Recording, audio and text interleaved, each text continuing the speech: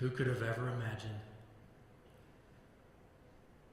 that Sean and his father would both die within 12 months of one another?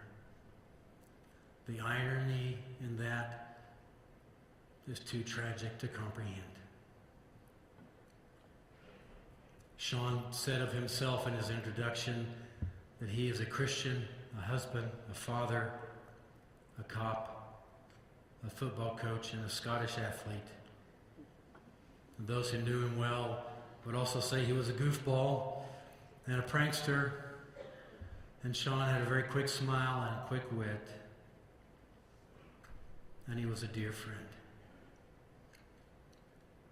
So, last night as I was thinking through what to share this morning, I was reading through Sean's blogs. And there's just a couple of things I'd like to quote from Sean that I think describe who he was and his values in life.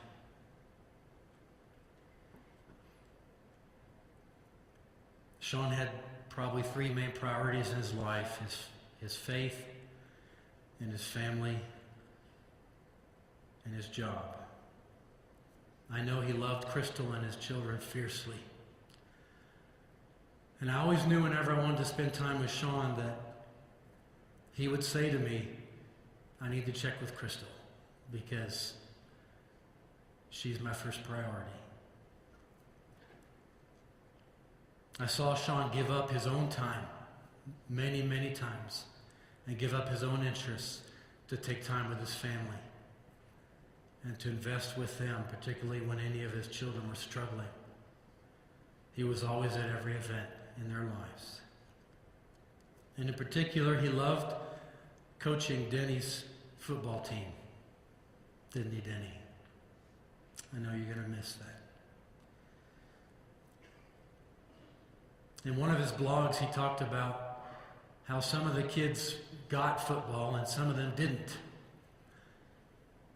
And some of the kids would end up standing in the outfield chasing butterflies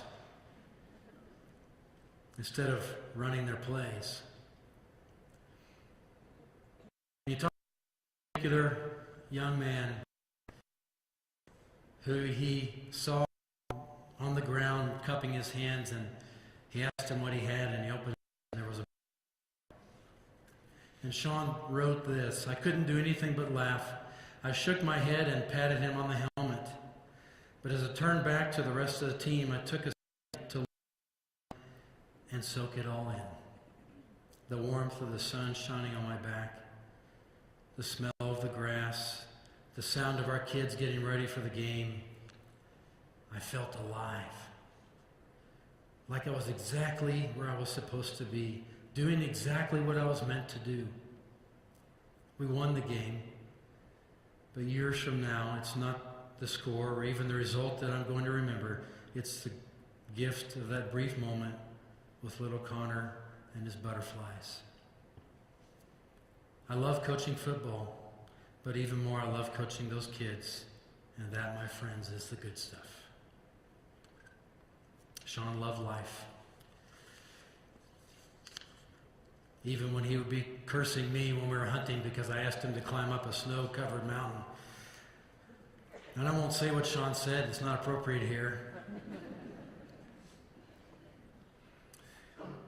But I also know that Sean wore his badge with pride and honor.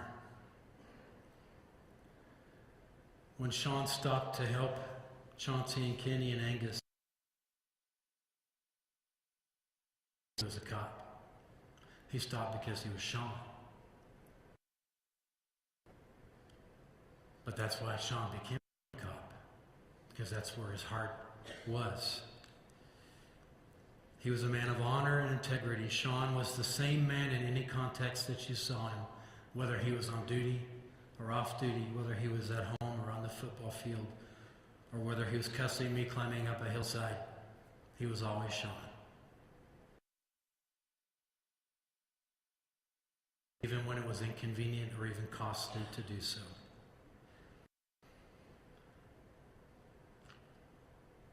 Sean wrote to all of his officers, law enforcement, In a time in society